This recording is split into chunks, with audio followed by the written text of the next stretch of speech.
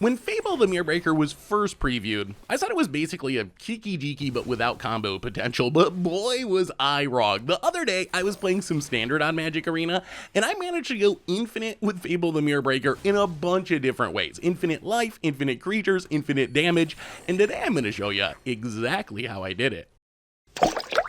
Think you can go even more infinite than me? Well, you can get all the combo pieces you need from our sponsor Card Kingdom over at cardkingdom.com/MTGGoldfish. So this combo happened during a pretty long game, which had a bunch of kind of boring setup turns where you're trying to stay alive and find our combo pieces. So let's kind of zoom through those turns and talk about the deck and the combo, and then we'll pick things up in real time as we get closer to the big combo turn. So the original Kiki-Jiki was the infamous combo piece. You could argue that Kiki-Jiki the Mirror Breaker, all it really did was combo. So when Wizards made Reflections of Kiki-Jiki, the backside of Fable the Mirror Breaker, they put in a huge safety valve to keep it from being something you could really go infinite with easily, which is making it cost a mana to copy a creature. However, there is a big upside to Reflections of Kiki-Jiki. It's not legendary, so you can have multiples on the battlefield, which is essential to our combo today. So how do we combo off with this deck? Well, first we need 2 copies of Reflections of Kiki-Jiki. So we can either draw and flip 2 Fable the Mirror Breakers or draw and flip 1 and then copy it with Jaxis the Troublemaker. And once we get to this point, we can use 1 copy of Reflections of Kiki-Jiki to copy the other copy. The problem is it costs a mana each time, so we don't go infinite with this setup. We can make a few copies of Reflections of Kiki-Jiki, but we're gonna run out of mana and fizzle. To actually go infinite, we need a way to keep making mana as we activate our Reflections of Kiki-Jiki. So for this, we turn to Magda Brazen Outlaw, which lets us make a treasure token, which we can sack for a mana whenever a dwarf becomes tapped. Of course, we still got a problem. Our Reflections of Kiki-Jiki are Goblin Shaman, not dwarves, so we need one last piece to go infinite, which is Maskwood Nexus. Maskwood Nexus turns our Reflections of Kiki-Jiki into dwarves, so when we tap one to copy the other, we're gonna get a treasure token, which we can sack to pay for the next activation, which lets us make infinite copies of Reflections of Kiki-Jiki. We also got a bunch of other treasure production in the deck, mostly so we can use Magda to sacrifice 5 treasures to get Maskwood Nexus, including things like Prosperous Innkeeper, which if we happen to have on the battlefield when we combo off, also gains us infinite life to go along with our infinite creatures and infinite damage. When everything comes together, it looks a little something like this. Opponent passes. All right, World Tree. That's not a Magda. Oh, we're so close.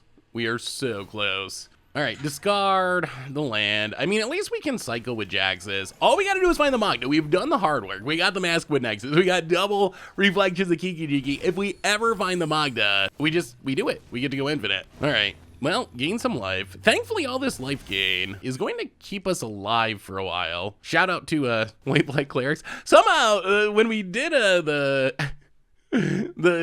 quintillion damage, whatever, the most damage ever with Devilish Valet, that was also White Black Clerics. Apparently White Black Clerics is is the deck that lets you pull off the jag. So all right, let's gain some life here, trigger some Gala Greeters. One of the tricks with this deck that's worth keeping in mind is Jaxis only clones during our turn. Reflections of Kiki-Jiki can clone whenever, so what we can do, which we're doing right now, is we can Jaxis to make a copy of something like Prosperous Innkeeper, and then end step, before the Innkeeper goes away, Reflections of Kiki-Jiki, we still get to keep the copies we make through the next turn so we can block with them. Traveling Minister, sure, you got us. I mean, that does keep growing the clerics. Thankfully, we can jump block for days here. But yeah, keep that in mind. That's one of the shenanigans. If you make copies with the Reflections of Kiki-Jiki on your end step, you do get to keep them until the next end step, because the next end step's already passed. All right, opponent attacks, pump fakes with Paulo, attacks. Well, I mean,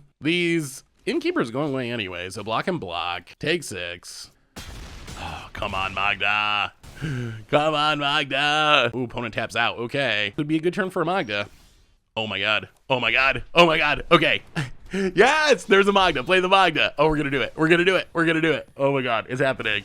All right, so we gotta wait till our opponent's end step to actually go off, because all of our Kikis are gonna be tapped. But we are infinite now. We're gonna gain some life here. We might as well trigger our Gala Greeters, because we can do it during our opponent's turn too. Well, unless our opponent has removal, which they could, then we should be good. All right, pass the turn, lose the Reflections. All right, so we're set. We just need our combo pieces to survive till the end step. About it. Oh no, they're looking at things. So we need Magda, Maskwood Nexus, and the Reflections to live. The other stuff doesn't really matter. All right, opponent's gonna pump Paulo, sure. I mean, all this is fine. We're not gonna die. You can see the hovering. The hovering is...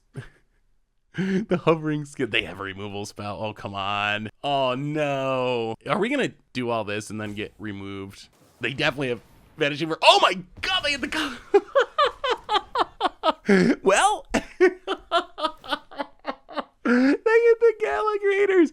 All right, one of the upsides of playing horrible combos that no one knows is your opponent doesn't know what to kill. So opponent, they had the answer, but they chose to remove a non-combo piece. So we'll block enough to stay alive and hope that was the only removal spell. Drop to 6. I mean, if that's all there... Okay, end step. Here we go. Kiki, Kiki, Magda, Treasure, gain a life. Do it again. Oh my goodness, is this working? I think it is. Oh my goodness, we did it. We did it. Okay, infinite life, infinite Kikis. So now all we do is do this, oh my god, a ridiculous amount of times because our opponent's at 35 life. So we're gonna need a lot of Kikis to actually win the game here. But we are good. So we just need to make what, 50, 40, some very high number of Kikis.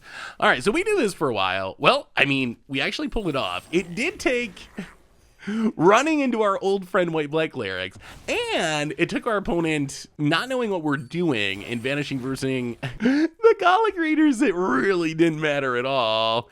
Well, Kiki number, I don't even know, 10-ish. We gotta do this so much.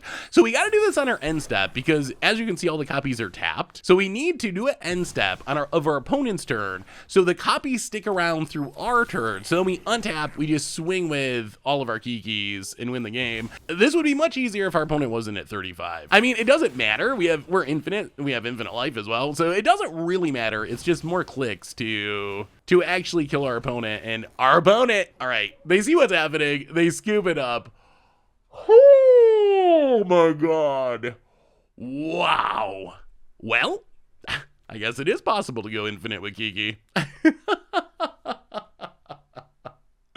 Sweet! Looking for more janky fun magic? Well, make sure to check out the Against the Odds series, or if you're looking for something just as spectacular, how about the video where we dealt the most damage ever in Standard on Magic Arena?